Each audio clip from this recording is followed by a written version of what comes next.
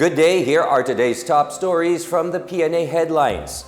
President Ferdinand R. Marcos Jr. pledges before labor leaders on Tuesday that his administration will protect the rights and welfare of the Filipino workforce.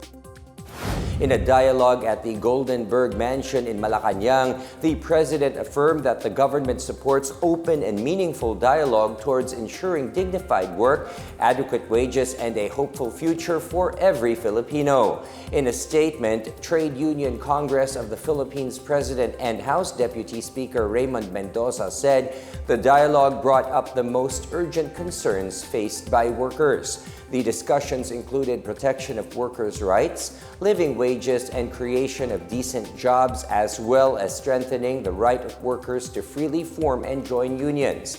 Mendoza also thanked the president for listening to the voice of workers. He said the TUCP is committed to working with the government and key stakeholders in ensuring that labor rights are upheld to realize a more prosperous and equitable Bagong Pilipinas.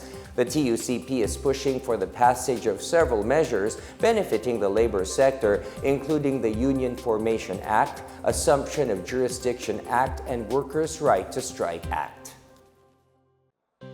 Department of Transportation Secretary Vince Dizon assured that the common station connecting LRT-1, MRT-3, and MRT-7 will be operational by the year 2027, coinciding with the full completion of MRT-7 line that will connect Metro Manila and Bulacan.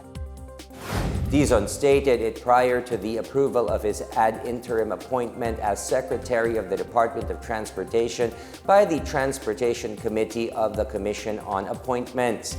The Transportation Department's goal is to look for a new contractor that will finish the common station by 2025, the same year of expected opening of MRT-7.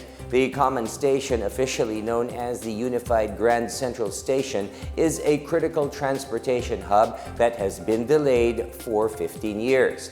Once accomplished, the common station will connect commuters every day from northern and southern part of Metro Manila. The MRT-7 alone can decrease the travel time from North Avenue in Quezon City to San Jose del Monte, Bulacan from 2 hours to just 35 minutes. The Commission on Elections, or Comelec, stressed out that June 11 is the deadline for the submission of statements of contributions and expenditures, or SOCE, for candidates in the May 2025 midterm elections.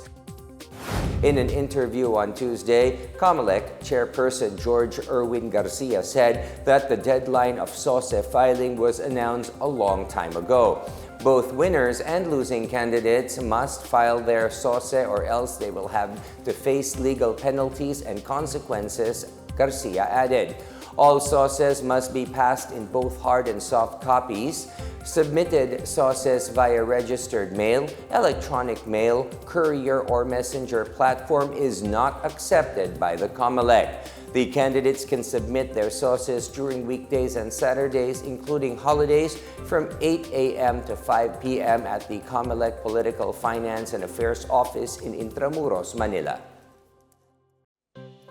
And in our news overseas, South Korea has elected Liberal candidate Lee Jae-myung as its new president. Lee won 49.4% of the nearly 35 million votes against conservative candidate Kim Moon-soo's 41.1% in a snap election held on Tuesday. The 61-year-old former human rights lawyer was sworn in as president and commander-in-chief on Wednesday and will hold a full term of 5 years. These snap elections were held about 6 months after the ouster of Yoon Suk-yeol, who is facing rebellion charges after declaring martial law in December last year. Lee is expected to lead a nation divided by the aftermath of the botched martial law bid. He will also have to negotiate with the United States, a major trading partner and security ally, and soften the blows of President Donald Trump's recent tariff policies. Earlier, Lee said he would address the country's urgent economic challenges, starting off with the cost of living concerns affecting middle and low-income families and the struggles of small business owners.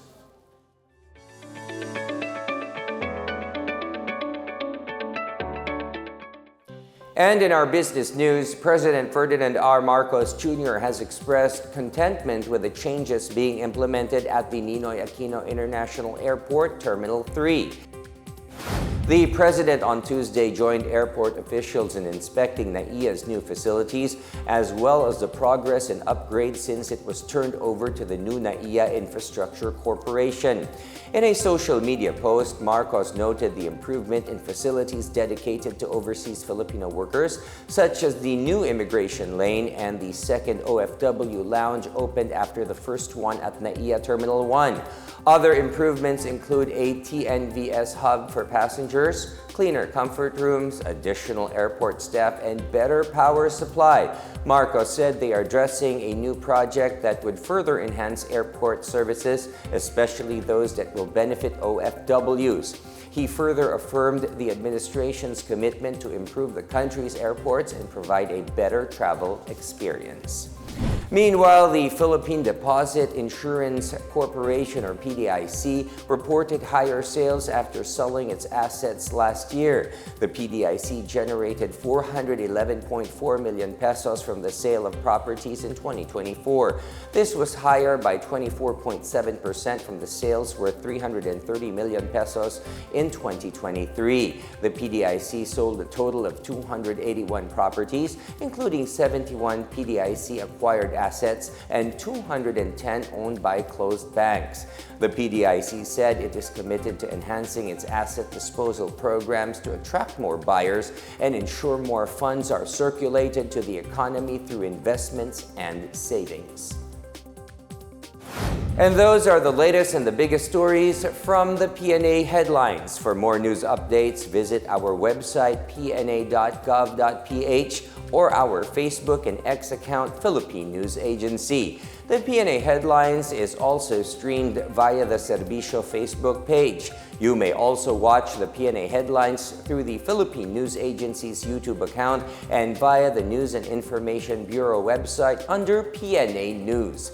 I am William Theo. This is the Pna Headlines, bringing you stories that unite the nation.